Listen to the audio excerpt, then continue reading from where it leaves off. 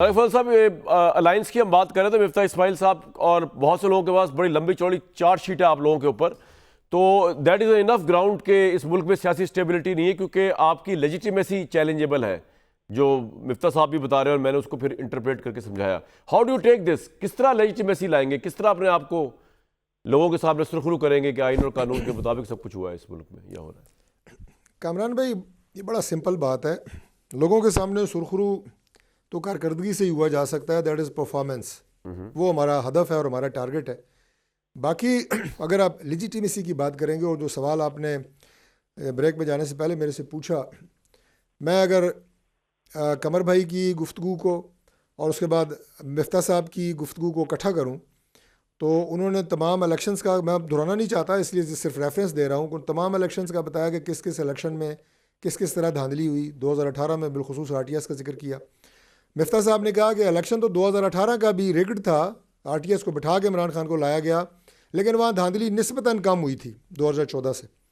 अब अगर इन दोनों को समअप किया जाए और आपके सवाल को सामने रखा जाए, जी। और जो अल्फाज आपने सवाल की शक्ल में पूछे कि हमारी गवर्नमेंट जो है वो 2 नंबर है कि नहीं, तो अगर इसको 2 नंबर कहेंगे तो इसका मतलब है कि इमरान खान की भी गवर्नमेंट भी 2 नंबर थी, लेकिन निस्बतन कम।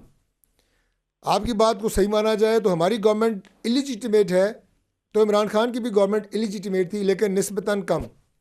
ये अगर कोई बेईमान गवर्नमेंट है, इमरान खान की भी गवर्नमेंट बेईमान थी, निस्बतन कम, तो कंपैरिजन तो यही है। इसलिए अच्छा।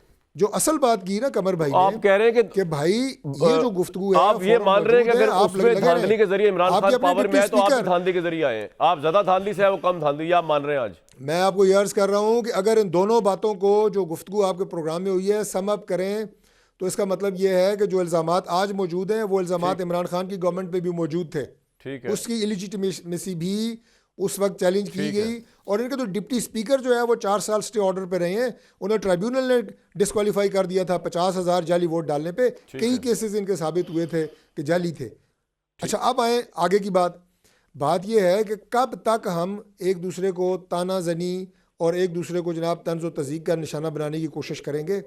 असल बात जो कमर भाई ने की, उन्होंने ये कहा कि आप बताएं कि वे फॉरवर्ड क्या आपके नज़दीक, क्या वे फॉरवर्ड ये है कि इस्लामाबाद के ऊपर बार बार आप हमला आवर हो, या यहाँ असेंबली की जनाब आप कागज़ उड़ाएं? वो पीटीआई का कोई बंदा इधर है नहीं, वो आपका पॉइंट आ गया, बाकी भी ठीक है, आपका ये पॉइंट आ गया तारिक भाई। नहीं, मैं आपको बता रहा हूँ, छोड़े उनके होने ना होने की बात नहीं है। मैं एज ए पॉलिटिकल वर्कर ये बात कर रहा हूँ कि पॉलिटिकल फोर्सेस को आज सोचने की जरूरत है। ठीक है, कि सिस्टम को कैसे सोचे भाई, पॉलिटिकल फोर्सेस सोचे, इस तरह के ग्रैंड अलायंस खराब करें, मुल्क की तरक्की आगे चले दे।